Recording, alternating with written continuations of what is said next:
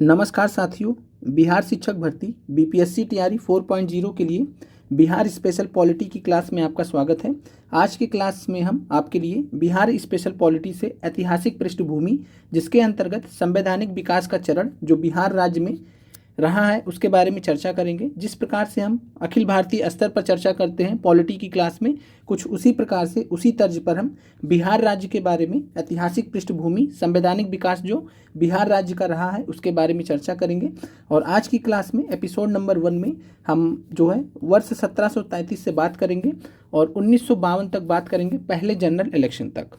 तो 1733 से लेकर 1912, देन 1935 का अधिनियम, 1937 के चुनाव, 1946, 1947 एंड देन 1952, यहाँ तक के बीच में जितनी भी महत्वपूर्ण घटनाएं हुई हैं संवैधानिक दृष्टि से, जो आपके लिए महत्वपूर्ण है, परीक्षा दृष्टि से महत्वपूर्ण है, उनको हम आज के क्लास में चर्चा करने वाले हैं। तो आप सभी अभ्यर्थी सेशन को लाइक, शेयर, कमेंट जरूर कर दीजिएगा। और इसके अलावा जो भी नए अभ्यर्थी जुड़े हैं, आपको कमेंट सेक्शन में टेलीग्राम ग्रुप का लिंक दिया गया है, आप उसे ज्वाइन कर लीजिए। और साथ में वहाँ पर आपको अलग अलग ग्रुप बनाए गए हैं, जैसे कि पीआरटी का जो टेलीग्राम ग्रुप है, पीआरटी के टेलीग्राम ग्रुप में आपको प्लेलिस्ट भी दिया जाता है। उसके बाद नीचे आपको लाइन से आपको सभी क्लासेस की नोट्स मिल जाते हैं। तो सबसे ऊपर स्क्रॉल करके जाएंगे तो आपको सभी सब्जेक्ट वाइज प्लेलिस्ट मिल जाएंगे, आप वहाँ से देख सकते हैं। इसके अलावा टेस्ट सीरीज़ का जो ग्रुप है उसमें को भी आप जरूर ज्वाइन कर लीजिए। 30 मार्च को आपका जीएस पार्ट सेकंड का टेस्ट होने वाला है। तो 30 मार्च को जीएस पार्ट सेकंड का टेस्ट होने वाला, 40 प्रश्नों का टेस्ट होगा, जिसको पीआरटी के अभ्यर्थियों को भी देना है। और यहाँ पर हम आज आपको पीडीएफ भी प्रोवाइड कर देंगे, जिसमें आपको जो प्रश्न है करंट अफेयर के 8 प्रश्न जहाँ से पूछे जाएंगे वो आपको प्रोवाइड कर दिए जाएंगे। मिलते हैं आपसे टेस्ट में भी। चलिए स्टार्ट करते हैं क्लास। बिहार की राज्य व्यवस्था की बात करें तो ऐतिहासिक पृष्ठभूमि के अंतर्गत संवैधानिक विकास का चरण देखने से पहले हमें थोड़ा सा इतिहास में भी जाना पड़ता है। जिस प्रकार से जब हम भारत के संवैधानिक इतिहास की बात करते हैं, वैसे बिहार के इतिहास की बात करें तो वर्ष 1733 आपको ध्यान रखना है परीक्षा दृष्टि से। बिहार को बंगाल में विलय करने वाले नवाब का नाम क्या था?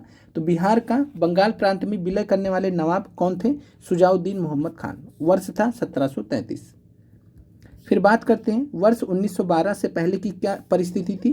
तो वर्ष 1912 से पहले क्या था? ब्रिटिश भारत में बिहार जो है बंगाल प्रांत का या बंगाल प्रेसिडेंसी का भाग था। और बिहार कहाँ से शासित होता था? तो बिहार जो है कलकत्ता से शासित होता था। क्यों शासित होता था कलकत्ता से? क्योंकि बंगाल प्रेसिडेंसी का भाग था, बंगाल प्रांत का भाग था बिहार। तो इस वजह से 1912 से पहले ब्रिटिश भारत में बिहार कलकत्ता से शासित होता था। हमने मिलता जुलता प्रश्न भी देखा था बीपीएससी असिस्टेंट में, जो हमने आपको अभी कराया है 3000 PIQ की सीरीज में। फिर यहाँ पर बात करें वर्ष 1912 में 1 अप्रैल को बिहार प्रांत अस्तित्व में आया था। तो 1 अप्रैल 1912 को बिहार प्रांत अस्तित्व में आया था। और अस्तित्व में आने के बाद फिर बिहार जो राज्य है या बिहार प्रांत वो कहाँ से शासित होने लगा? तो पटना से शासित होने लगा था। तो ये फर्क ध्यान रखिएगा, 1912 से पहले कलकत्ता से और 1912 के बाद की बात करेंगे तो पटना से शासित होता था बिहार। फिर बात करते हैं सच्चिदानंद सिन्हा जी की। तो सच्चिदानंद सिन्हा जी का क्या योगदान रहा? तो सच्चिदानंद सिन्हा जी ने बिहार को बंगाल प्रांत से अलग करने के लिए आंदोलन चलाया गया था और उस आंदोलन का नेतृत्व किया था सच्चिदानंद सिन्हा जी ने। फिर बात करते हैं 12 दिसंबर 1911 की। तो 12 दिसंबर 1911 की बात करें तो दिल्ली दरबार लगा था। दिल्ली दरबार में वायसराय लॉर्ड हार्डिंग ने बिहार और उड़ीसा को बंगाल से अलग करने की घोषणा की थी, ये आप सभी को मालूम है। फिर बात करते हैं 22 मार्च 1912 की। 22 मार्च 1912 को क्या हुआ था? बिहार और उड़ीसा को बंगाल प्रेसिडेंसी से पृथक कर दिया गया था, अलग कर दिया गया था। इस वजह से 22 मार्च को हम बिहार दिवस मनाते हैं। इसके अलावा अगर हम बात करें तो ब्रिटिश शासन के दौरान नया प्रांत बिहार कब अस्तित्व में आया था? इस बार 17वीं बीपीएससी में सवाल पूछा गया था। तो 1 अप्रैल 1912 को ब्रिटिश शासन के दौरान नया प्रांत बिहार अस्तित्व में आया था, जिसकी राजधानी क्या थी? पटना राजधानी थी। फिर बात करते हैं बिहार के प्रथम उपराज्यपाल कौन थे। तो संवैधानिक चरण के क्रम में हम यहाँ पर देखेंगे कि बिहार के प्रथम उपराज्यपाल कौन थे। उपराज्यपाल यानी कि लेफ्टिनेंट गवर्नर, जैसे कि दिल्ली में एलजी होते हैं, तो बिहार के प्रथम एलजी कौन थे? बिहार के प्रथम उपराज्यपाल कौन थे? तो ध्यान रखिएगा, बिहार में इस समय जब 1912 में बिहार बना है तब जो है राज्यपाल नहीं होते थे, राज्यपाल नहीं होते थे। कौन होते थे? उपराज्यपाल। तो यहाँ पर ये फर्क है, याद रखिएगा। तो बिहार के जब प्रथम उपराज्यपाल आपसे पूछेगा, लेफ्टिनेंट गवर्नर जब आपसे पूछेगा, तब आपको आंसर बताना है सर चार्ल्स स्टुअर्ट बेले। तो सर चार्ल्स स्टुअर्ट बेली या सर चार्ल्स स्टुअर्ट बेले 1 अप्रैल 1912 को कार्यभार संभाला था बिहार के प्रथम उपराज्यपाल के रूप में। तो बिहार के प्रथम उपराज्यपाल सर चार्ल्स स्टुअर्ट बेले थे। फिर बात करते हैं, पटना हाई कोर्ट की स्थापना हुई। जब बिहार राज्य बन गया तो राज्य के लिए कोर्ट की भी तो जरूरत पड़ेगी। सुप्रीम कोर्ट जो बना था कलकत्ता में, वो तो बंगाल प्रांत के लिए था मोस्टली। और यहाँ पर बात करें तो पटना हाई कोर्ट की क्रम में स्थापना भी होती है बिहार प्रांत के बनने के बाद। कब होती है पटना हाई कोर्ट की स्थापना? तो पटना हाई कोर्ट की स्थापना हुई थी 3 फरवरी 1916 को। आपको वर्ष याद रखना है, 1916। तो 1916 वर्ष में पटना हाई कोर्ट की स्थापना हुई है बिहार स्पेशल में, बहुत बार आपसे पूछा जाता है। फिर बात करते हैं पटना हाई कोर्ट का जो स्थापना हुआ था 1916 में, फरवरी 1916 में, किस वायसराय ने इसका उद्घाटन किया था? ध्यान रखिएगा, लॉर्ड हार्डिंग उस समय भारत के वायसराय थे। वायसराय कब तक थे? 1910 से लेकर 1916 तक। तो 1910 से लेकर 1916 तक जो है वायसराय लॉर्ड हार्डिंग थे भारत के। पटना उच्च न्यायालय के प्रथम मुख्य न्यायाधीश अगर आपसे पूछेगा तो आप क्या बताएंगे? तो पटना उच्च न्यायालय के प्रथम मुख्य न्यायाधीश, first chief justice of Patna high court, तो ये थे justice Edward Maynard Des Champs Chamier. बहुत ही बड़ा नाम है इनका, तो आप ध्यान रखिएगा कि इतना बड़ा नाम कोई आ जाएगा तो यही होंगे पटना उच्च न्यायालय के प्रथम मुख्य न्यायाधीश, justice Edward Maynard Des Champs Chamier नाम था इनका। फिर बात करते हैं आज़ादी के बाद पटना उच्च न्यायालय के पहले भारतीय मुख्य न्यायाधीश कौन थे? ये आपके लिए इंपॉर्टेंट है। तो भारत जब आज़ाद होता है 1947 में, तो उसके बाद आज़ादी के बाद पटना उच्च न्यायालय के पहले भारतीय यानी भारतीय मुख्य न्यायाधीश कौन थे? First Indian chief justice of Patna high court, तो ये थे पंडित लक्ष्मीकांत झा जी। तो याद रखिएगा कि पंडित लक्ष्मीकांत झा आज़ादी के बाद पटना उच्च न्यायालय के पहले भारतीय मुख्य न्यायाधीश थे। फिर बात करते हैं जनवरी 2025 में, तो जो है पटना उच्च न्यायालय के जो मुख्य न्यायाधीश थे के विनोद चंदन, तो अब ये इनको सर्वोच्च न्यायालय के न्यायाधीश के रूप में पदोन्नत किया गया है। तो के विनोद चंदन अब जो है सुप्रीम कोर्ट चले गए हैं। तो पटना उच्च न्यायालय के जो मुख्य न्यायाधीश थे के विनोद चंद्रन है ये, तो के विनोद चंद्रन अब सर्वोच्च न्यायालय के न्यायाधीश के रूप में पदोन्नत कर दिए गए हैं। और इस समय कार्यवाहक जो है पटना के जो मुख्य न्यायाधीश हैं वो कार्यवाहक हैं। कार्यवाहक का मतलब है एक्टिंग चीफ जस्टिस हैं पटना हाई कोर्ट के, मतलब ये कुल मिलाकर अस्थायी रूप से ये नहीं है, कुछ एक टेम्परेरी पीरियड के लिए हैं। उसके बाद जब नए मुख्य न्यायाधीश अपॉइंट कर दिए जाएंगे देन उसके बाद इनको रिप्लेस कर लेंगे। तो अभी एक्टिंग चीफ जस्टिस कौन है पटना हाई कोर्ट के? आशुतोष कुमार जी। तो याद रखिएगा कि इस समय की क्या कंडीशन है, कुछ टाइम बाद ये चेंज भी हो जाएंगे। और इनसे पहले बात करें तो के विनोद चंद्रन 2023 में आए थे। 2023 से लेकर 2025 जनवरी तक के विनोद चंद्रन जो है ये उच्च न्यायालय के पटना उच्च न्यायालय के मुख्य न्यायाधीश के रूप में कार्यरत थे। जनवरी 2025 में करंट अफेयर भी एक हिसाब से आपका, तो जनवरी 2025 में के विनोद चंद्रन को सर्वोच्च न्यायालय के न्यायाधीश के रूप में पदोन्नत कर दिया गया है। फिर बात करते हैं ब्रिटिश भारत के दौरान बिहार के पहले गवर्नर कौन थे? तो जब आपसे पूछेगा ब्रिटिश भारत के दौरान बिहार के पहले गवर्नर, पहले राज्यपाल कौन थे? अभी हमने देखा ऊपर उपराज्यपाल था, लेफ्टिनेंट गवर्नर था। अभी आपसे क्या पूछा जा रहा है? ब्रिटिश भारत के दौरान बिहार के पहले गवर्नर कौन थे? तो first governor of Bihar during British India, तब आपको बताना है सर जेम्स डेविड शिफ्टन। तो सर जेम्स डेविड शिफ्टन बिहार के पहले गवर्नर थे ब्रिटिश भारत के दौरान। कब ये थे? तो कब बने थे? तो आप सभी को मालूम है कि 1 अप्रैल 1936 को बिहार प्रांत से उड़ीसा को अलग कर दिया गया था। तो बिहार प्रांत से उड़ीसा को अलग करने के बाद जो विभाजन होता है, बिहार के पहले गवर्नर बने थे कौन थे? Sir James David Sifton. और 1912 में आप सभी को मालूम है 1912 में बिहार के साथ में उड़ीसा भी अलग हुआ था। और बिहार और उड़ीसा के लिए उस समय प्रावधान किया गया था उपराज्यपाल का, लेफ्टिनेंट गवर्नर का। लेकिन 1936 में जब बिहार और उड़ीसा को भी अलग कर दिया गया एक दूसरे से, तब बिहार के लिए जो है बात किया गया यहाँ पर किसकी? गवर्नर की। तो राज्यपाल आए बिहार में और बिहार के पहले गवर्नर जो रहे उनका नाम था सर जेम्स डेविड शिफ्टन। फिर आगे बढ़ते हैं, भारत सरकार अधिनियम 1935 के तहत बिहार विधान परिषद, यहाँ ध्यान रखिएगा भारत सरकार अधिनियम 1935 आपको मालूम है। बिहार विधान परिषद क्या होता है? तो बिहार की जो लेजिस्लेटिव काउंसिल है जैसे सेंटर पे लोकसभा होता है और राज्यसभा होता है, वैसे ही राज्य में क्या होता है, विधानसभा होता है, जो कि प्रतिनिधि जो जनता के द्वारा चुने जाते हैं प्रत्यक्ष रूप से, लेकिन जो जनता के द्वारा अप्रत्यक्ष रूप से इनडायरेक्ट रूप से चुने जाते हैं उनको हम राज्य स्तर पर क्या बोलते हैं, जैसे जो है बोलते हैं राज्यसभा बोलते हैं केंद्र स्तर पर, तो राज्य स्तर पर हम लेजिस्लेटिव काउंसिल बोलते हैं, विधान परिषद बोलते हैं। हर राज्य का अपना विधान परिषद होता है, सभी में नहीं होता है, कुछ ही राज्य में है जो विधान परिषद वाले हैं। तो बिहार का जो लेजिस्लेटिव काउंसिल है, बिहार का जो विधान परिषद है, इसके प्रथम निर्वाचित सभापति, ये इस बार आपका जीएस पार्ट सेकंड में पूछा गया था। 6 से 8 में जीएस पार्ट सेकंड में यह सवाल पूछा गया था बिहार स्पेशल के रूप में। तो यहाँ पर आपको ध्यान रखना है कि प्रथम निर्वाचित, निर्वाचित का मतलब है इलेक्टेड, सभापति यानी कि चेयरमैन। तो बिहार विधान परिषद के प्रथम निर्वाचित सभापति कौन थे, भारत सरकार अधिनियम 1935 के अंतर्गत आंसर है राजीव रंजन सिन्हा। तो फर्स्ट इलेक्टेड चेयरमैन थे ये बिहार लेजिस्लेटिव काउंसिल के। इसके अलावा अगर आपसे पूछता कि गवर्नर के आदेश पर किसको जो है बिहार विधान परिषद का सभापति नामित किया गया था, यानी नॉमिनेटेड चेयरमैन कौन थे पहले, और ये जो है राजीव रंजन सिन्हा जी से पहले किसको नामित किया गया था, तब आपका आंसर होता राय बहादुर सतीश चंद्र सिन्हा।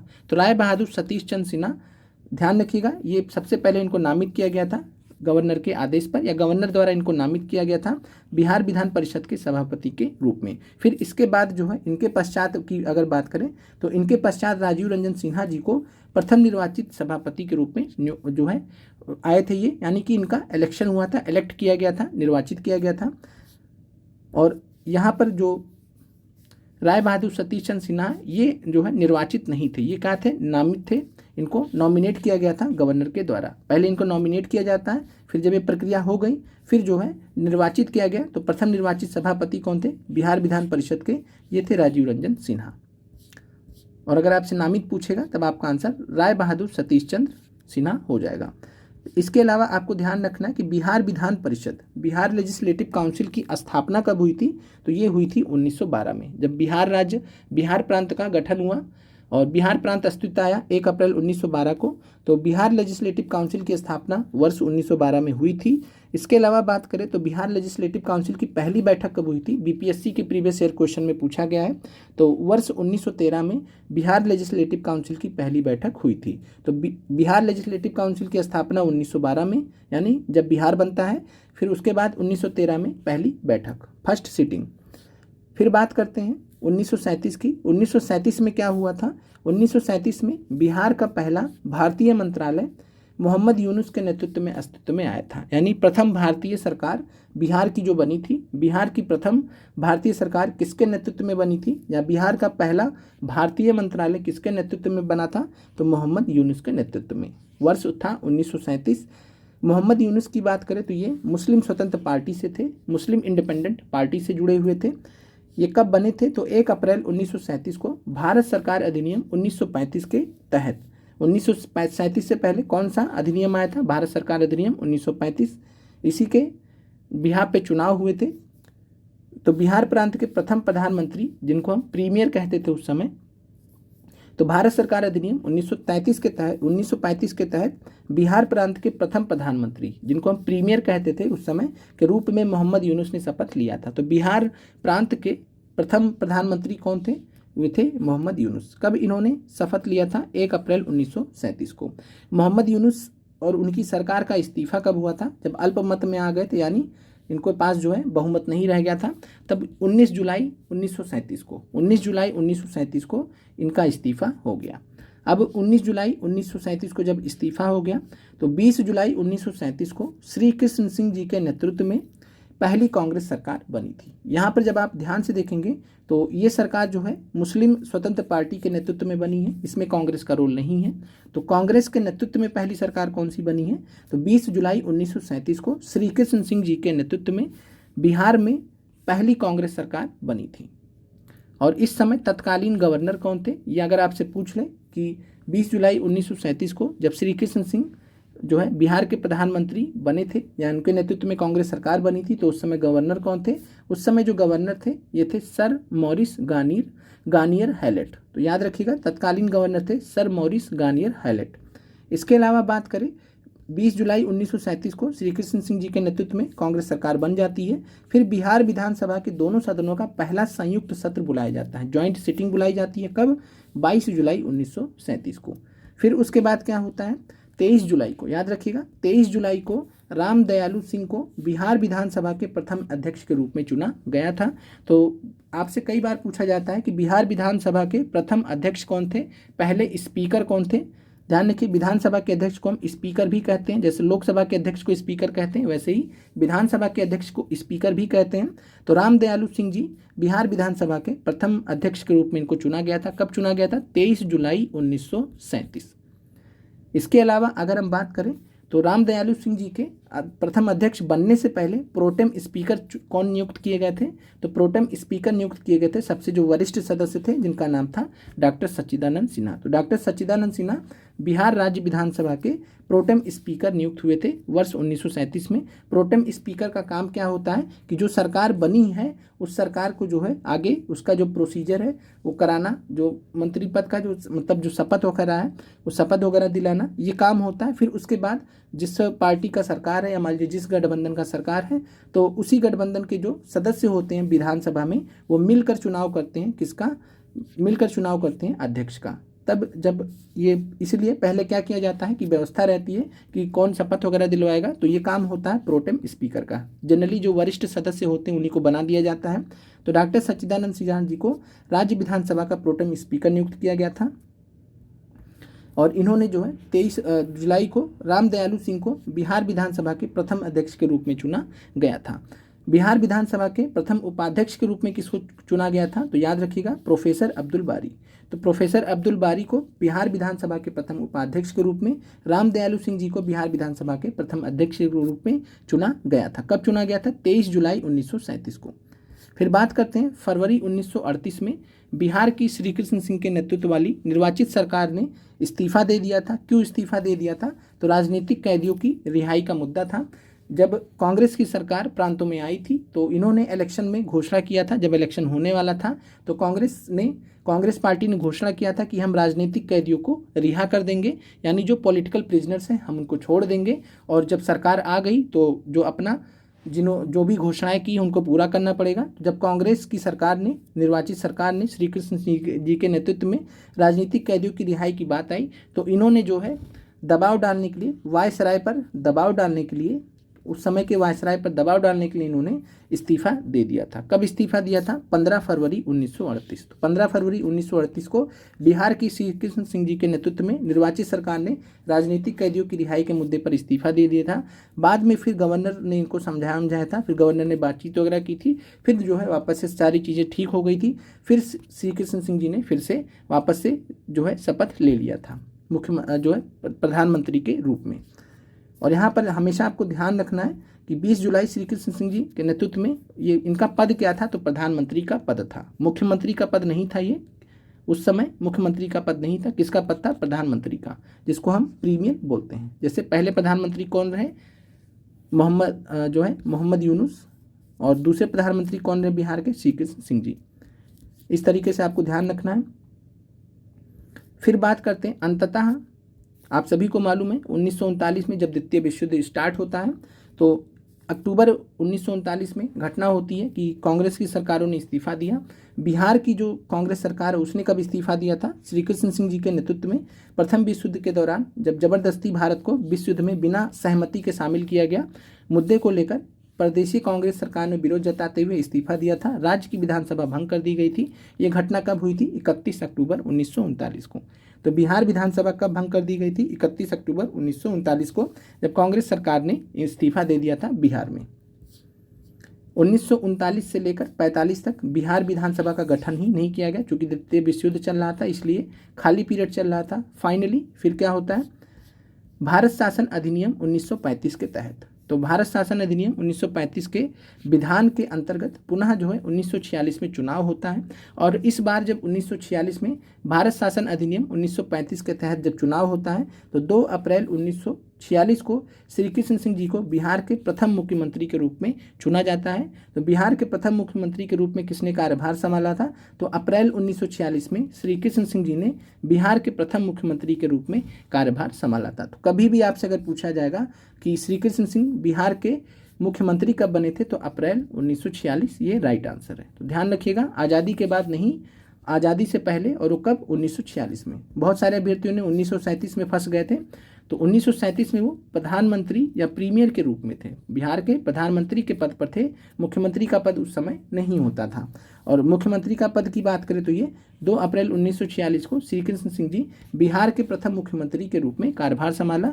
और ये बिहार के मुख्यमंत्री कब तक रहे हैं? तो अपनी मृत्यु तक, 1961 तक, 1946 से लेकर 1961 के बीच में बिहार के मुख्यमंत्री रहे हैं श्री कृष्ण सिंह जी। फिर बात करते हैं कैबिनेट मिशन स्कीम की, जो कि 1946 में आया था। मार्च 1946 में कैबिनेट मिशन आया था। कैबिनेट मिशन स्कीम के अनुसार संविधान निर्माण तंत्र में बिहार से कितने प्रतिनिधियों को सुझाया गया था? सुझाने का मतलब है कि रिकमेंडेशन किया गया था कि बिहार से हम इतने प्रतिनिधियों को लेंगे। तो सही जवाब है 36, जो आपका बीपीएससी असिस्टेंट में पूछा गया था। लेकिन यहाँ पर अभी आगे हम आपको बताएंगे कि एक्चुअली में बिहार विधानसभा से कितने प्रतिनिधियों को चुनकर भेजा गया था। यहाँ तो सुझाया गया है, यानी रिकमेंडेशन दिया गया 36 का, लेकिन असल में कितने गए थे वो हम आगे देखेंगे। संविधान सभा की बात करते हैं तो कॉन्स्टिट्यूएंट असेंबली की बात करें तो संविधान सभा की स्थापना 6 दिसंबर 1946 को हुई थी। पहली बैठक हुई थी, संविधान सभा की पहली बैठक हुई थी 9 दिसंबर 1946 को। बिहार के सच्चिदानंद सिन्हा जी, जो कि सबसे वरिष्ठ थे बिहार के सच्चिदानंद सिन्हा जी, इनको संविधान सभा का अस्थायी अध्यक्ष चुना गया था, या पहला अध्यक्ष चुना गया था। तो सच्चिदानंद सिन्हा जी संविधान सभा के प्रथम अध्यक्ष थे। और ये कैसे अध्यक्ष थे? तो अस्थायी अध्यक्ष थे, यानी कि टेम्परेरी अध्यक्ष इनको बनाया गया था और चुना गया था। फिर दूसरी बैठक होती है 11 दिसंबर 1946 को, जब बिहार के राजेंद्र प्रसाद जी को, डॉक्टर राजेंद्र प्रसाद जी को संविधान सभा का अस्थायी अध्यक्ष यानी कि परमानेंट प्रेसिडेंट चुन लिया जाता है। तो बिहार के राजेंद्र प्रसाद जी को जो है संविधान सभा का अस्थायी अध्यक्ष चुना गया था। तो इस प्रकार से आप देख सकते हैं कि संविधान सभा में बिहार का तगड़ा बोलबाला था। अध्यक्ष भी, पहले अध्यक्ष भी बिहार से, दूसरे अध्यक्ष भी बिहार से। संविधान सभा के संवैधानिक सलाहकार थे सर BN राव, ये आपको मालूम है। फिर बात करते हैं बिहार विधानसभा से संविधान सभा के लिए कितने सदस्य निर्वाचित हुए थे असल में। अभी हमने यहाँ पर देखा था, दोनों में फ़र्क है, याद रखिएगा। यहाँ पर जो हमने डिस्कस किया, यहाँ पर हमने डिस्कस किया कि कैबिनेट मिशन स्कीम के अनुसार बिहार से 36 प्रतिनिधियों को सुझाया गया था। लेकिन यहाँ सुझाने की बात की गई, रिकमेंडेशन की बात की गई, कितने चुनकर गए थे? तो ये चुनकर गए थे 39। तो बिहार विधानसभा से संविधान सभा के लिए 39 सदस्य निर्वाचित हुए थे कुल। तो कुल 39 सदस्य इलेक्ट हुए थे बिहार विधानसभा से संविधान सभा में जाने के लिए। प्रथम प्रमुख और उल्लेखनीय सदस्य कौन कौन है बिहार से, जो बिहार की विधानसभा से गए कहाँ पर? चुनकर गए संविधान सभा में। तो बिहार की विधानसभा द्वारा चुनकर संविधान सभा में कौन कौन गया था? तो डॉक्टर राजेंद्र प्रसाद जी, जो कि संविधान सभा के अध्यक्ष थे, डॉक्टर सच्चिदानंद सिन्हा, आप सबका नाम आपको यहाँ याद नहीं रखना, कुछ 4-5 आपको यहाँ पर बताया जा रहा है, आप उसको ध्यान रखना है। तो संविधान सभा के प्रथम अध्यक्ष थे। संविधान सभा के सबसे वरिष्ठ सदस्य भी थे डॉक्टर सच्चिदानंद सिन्हा। इसके अलावा डॉक्टर सरोजिनी नायडू भी जो है बिहार विधानसभा से चुनकर गई थी। बाबू जगजीवन राम भी बिहार विधानसभा से चुनकर गए थे संविधान सभा में। अनुग्रह नारायण सिन्हा, AN सिन्हा भी जो है बिहार विधानसभा से चुनकर गए थे। ये कुछ प्रमुख सदस्य थे जो कि बिहार की विधानसभा से संविधान सभा में निर्वाचित हुए थे। 39 कुल सदस्य थे, जिनमें प्रमुख आपके सामने हैं। फिर बात करते हैं स्वतंत्र भारत के संविधान के अंतर्गत पहला चुनाव कब हुआ था? तो स्वतंत्र भारत के संविधान के अंतर्गत पहला आम चुनाव फर्स्ट जनरल इलेक्शन 1952 में हुआ था। बिहार के श्री कृष्ण सिंह जी फिर दोबारा से राज्य के मुख्यमंत्री पद संभालते हैं। तो श्री कृष्ण सिंह जी राज्य के मुख्यमंत्री पद संभाला और 31 जनवरी 1961 तक बिहार के मुख्यमंत्री बने रहे। 31 जनवरी 1961 को बिहार के श्री कृष्ण सिंह जी का देहांत हो गया था, यानी 1946 से लेकर अपने देहांत तक ये बिहार के मुख्यमंत्री बने रहे थे। फिर बात करें 1946 से लेकर अब तक बिहार में कुल कितने मुख्यमंत्री निर्वाचित होकर कार्य कर चुके हैं? तो इस बार आपसे सवाल पूछा गया था TRE 3.0 री एग्जाम में, बिहार स्पेशल से पॉलिटी से सवाल था। तो बिहार में बात करें तो 23 निर्वाचित मुख्यमंत्री कार्यरत रह चुके हैं आज के डेट में, 1946 से लेकर अब तक। नीतीश कुमार जी की बात करें तो 9 बार बिहार के मुख्यमंत्री बन चुके हैं। स्वतंत्रता के पश्चात बिहार के पहले राज्यपाल कौन थे, अगर आपसे ये पूछेगा स्वतंत्रता के पश्चात बिहार के पहले राज्यपाल कौन थे, तब आपको जवाब देना जयराम दास दौलत राम। तो जयराम दास दौलत राम स्वतंत्रता के पश्चात बिहार के पहले राज्यपाल थे। स्वतंत्रता पश्चात बिहार विधानसभा के प्रथम अध्यक्ष कौन थे, फर्स्ट स्पीकर कौन थे, तो स्वतंत्रता पश्चात यहाँ पर आपसे पूछा जा रहा है बिंदेश्वरी प्रसाद शर्मा। तो 1952 में कौन बने थे बिहार विधानसभा के प्रथम अध्यक्ष स्वतंत्रता पश्चात, तो ये थे बिंदेश्वरी प्रसाद वर्मा। आज़ाद भारत में पहले अध्यक्ष थे विधानसभा के बिहार के। इसके अलावा जब आपसे पूछेगा कि बिहार विधानसभा के प्रथम अध्यक्ष कौन थे, तो रामदयालु जी हो जाएंगे। तो रामदयालु सिंह बिहार विधानसभा के प्रथम अध्यक्ष के रूप में 23 जुलाई 1937 को हुए थे। ये आपको क्लियर होना चाहिए। उम्मीद करते हैं कि क्लास आपको अच्छी लगी होगी। कमेंट कर दीजिएगा, लाइक भी कर दीजिएगा। मिलते हैं आप लोगों से अगले वीडियो में। शाम को अपडेट कर दिया जाएगा किसके बारे में आपका क्लास रहेगा। आप लोगों का देखने के लिए बहुत बहुत धन्यवाद।